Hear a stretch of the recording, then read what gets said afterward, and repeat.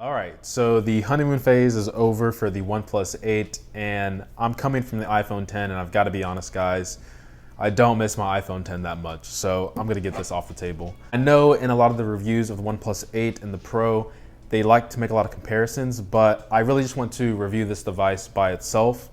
I'll have a full comparison video later on in the week, so I'm going to get this one off the table as well. And here we have it, the OnePlus 8. How I'm going to structure this video, I'm going to talk about the features and the specs, then I'm going to talk about what I like, what I dislike, and what I recommend it. So first, let's talk about the display.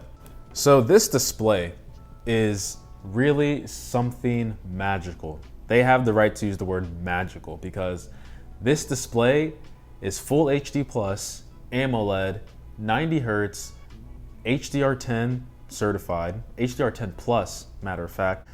The colors on this device is just magnificent, to say the least.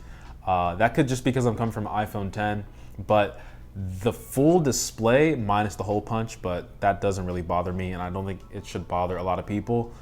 It's just, the colors are so accurate and rich. Like I've said during my honeymoon phase, it's just a beautiful display, and I think this is really what makes this phone stand out compared to its competitors. There is a curve, but it is really subtle. It's not as crazy as the OnePlus 8 Pro.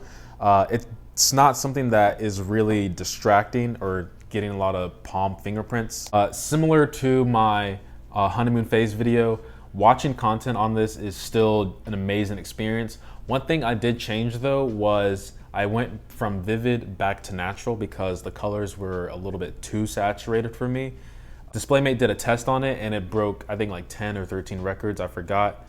Come on, Apple Watch, battery low. So they did a test with DisplayMate, and for sure, the records that it broke, I can see why they broke those records. And yeah, the display is just phenomenal, to say the least. So next I want to talk about the build quality of the OnePlus 8, and I've got to say I love this design and it feels natural in the hand. That's the only way I can describe it. It feels really comfortable to hold. The back is a matte frosted finish. They say it's fingerprint resistant, but I found that it does leave some type of residue. I don't know, it's like the oil on your fingers.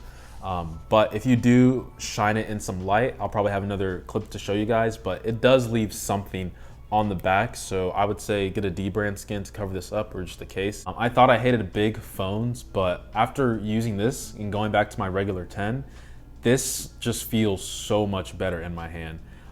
There are some instances where I have to use my left hand to go to like top portions of the screen if I want to do that. But most of the time I can get around by just using my thumb on my right hand. I know that's completely subjective because everyone's hand size is different. But for me, it's really comfortable to use.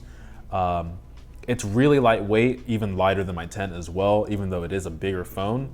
And I think it is thinner as well. So people like to talk about specs, and I'm just going to blaze right through this because you can find specs easily online. So it has the Snapdragon 865, 8 to 12 gigabytes of DDR4 memory. You can get this in 128 to 256 gigabytes of storage.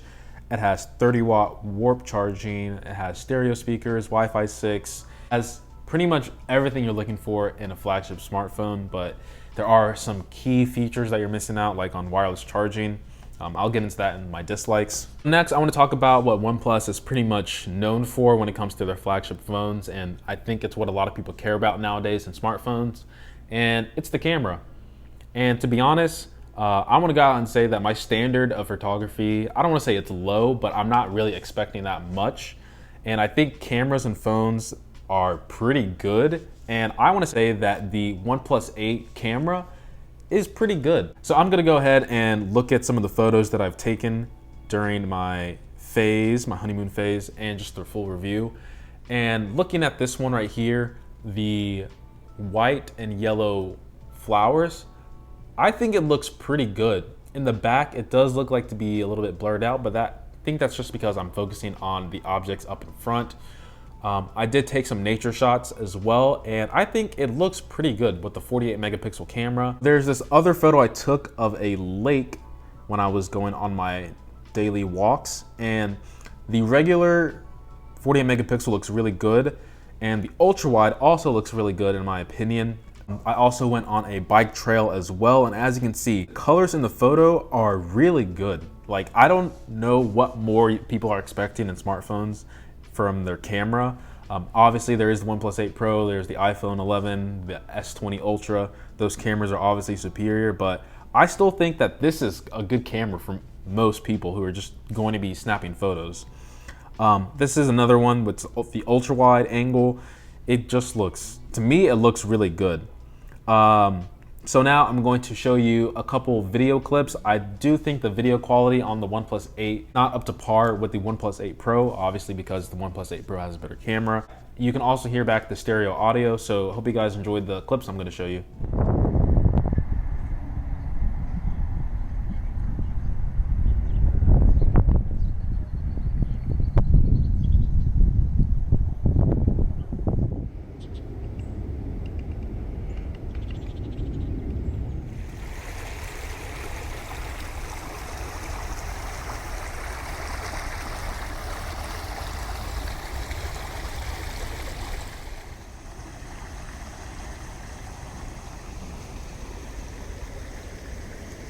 There is a stabilization mode that you can enable, and I found that when you enable it, it actually does its job pretty well. I'm walking on this trail and it doesn't really show that I'm moving up and down that much. However, when I do have it off, you can clearly tell when I'm walking, like I'm taking a step. Yeah, I think in terms of the video itself, for most people, I think it's okay. I think it's probably gonna exceed their expectations, honestly. I don't know if people are trying to compete for like the best photo of the year award or anything like that, but I think for family photos and whatnot and gatherings, the camera is going to be good for you. I almost forgot the portrait mode. If you're a portrait person, like I said, I'm not that much of a portrait person, but I think the photos it takes on the front are pretty good. So for portrait mode people who care about portrait mode, you should be fine. So talking about the unlock methods, I have the facial unlock, I should say, and it's pretty fast, as you can see. If your face cannot be recognized, you can just do the fingerprint scanner, pretty quick. Another thing I like is when you tap the screen, it shows this. It doesn't show any of your notifications. Unlock your phone. But if you want to use your face, you double tap instead of single tapping, and it'll show this, and you're in. So unlocking methods, I think, are pretty quick, easy, intuitive, and I think what OnePlus has designed here is really good. Now I want to talk about what I like about this device, the OnePlus 8, and it's a no-brainer. The display is my biggest like in this phone. I just don't know what to say going back to my iPhone. Like, why do you just look so bad compared to this phone? And you cost so much more. The display, the 90 hertz really gives you a new experience of interacting with a smartphone and just the digital world altogether. Moving back to 60 hertz just feels bad. I don't know how to describe it. It just doesn't feel the same. Objectively, it just feels worse. I used to not watch a lot of videos on my phone. I would always go to my desktop, but I'm comfortable watching Netflix, Hulu, any streaming service, YouTube on this device because the hole punch doesn't really get in the way. The colors are amazing. The stereo speakers are great. And it's just like I have a mini TV in my hands, like I said, in my honeymoon phase. It's just overall amazing display, and I can't say enough about it. The speed as well. I guess the 90 hertz can play into that, but the speed of this phone is crazy. Just opening up apps is insane. And the battery life on this thing is also crazy. I actually intentionally tried to drain the battery on this phone. I left the display on, watched 4K videos, and had the flashlight on the back overnight and was at 70%. I was expecting it to be dead the next morning. I come out and the LED light is still in the back, the flash is on, the display is off, the 4K video stopped, and this phone is only at like 30%. So it only lost 40% after all of that. And I slept for like 6 hours, something like that. So the battery life, I'm telling you, you can get through a whole day using this phone pretty hard. So battery life gets a plus for me. Also coming back to the speed, charging it is crazy with the warp charging. You get 0 to 50 in like 30 minutes. It's, man, I feel like I'm compromising so much using an iPhone, but like there's so much good things I like about this device. Another thing I really like is the overall design. I'm not that big on colors on smartphones, but I think how OnePlus created this matte frosted finish with this color and the way it hits the light, it's a really nice color, and I do recommend that people should get this color. But if you're a person who likes the black aesthetic or the white aesthetic, you can go ahead and get the Onyx Black version. That's pretty much what I have to say about that, but I overall like the design of this phone. It feels comfortable in the hand. Where's my iPhone?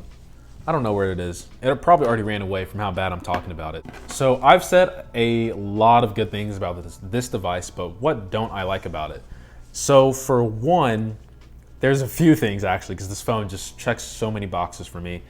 What I don't like is that there's no wireless charging, and I really don't know why. I mean, I think I can probably figure out why. Obviously the cost would go up, but it's like, I know OnePlus is all about speed. I've said this before, but it's like, we don't have to have 30-watt charging in this phone. We can have 10 watts, even 5-watt wireless charging. People would probably go even crazier for this phone. And I know some people say like wireless charging, why do people care about it so much? If you haven't used wireless charging as your main source of charging your phone, going back to the cable feels really weird. It's not that big of a deal, but I would say I've kind of adjusted to the wireless charging lifestyle.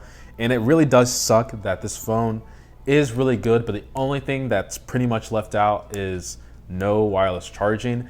Like OnePlus, just give us something. It doesn't have to be 30 watts. There's no IP rating, so if you were thinking about taking a shower with this phone, don't, because there's no IP rating for it. And surprisingly, that's all I can say about what I dislike about this phone. It's really just, there's no wireless charging. If this phone had wireless charging, it would be the perfect Android phone for me, minus the Pro. So now, would I recommend this device? And I would say, if you don't want to spend more than $700 on a high-end phone, smartphone, this is a really good phone to get. Now, I will say I would not get the $800 version. I would just get the Pro at that point for $900, a little bit extra with the tax included, because I think the Pro overall is a better device.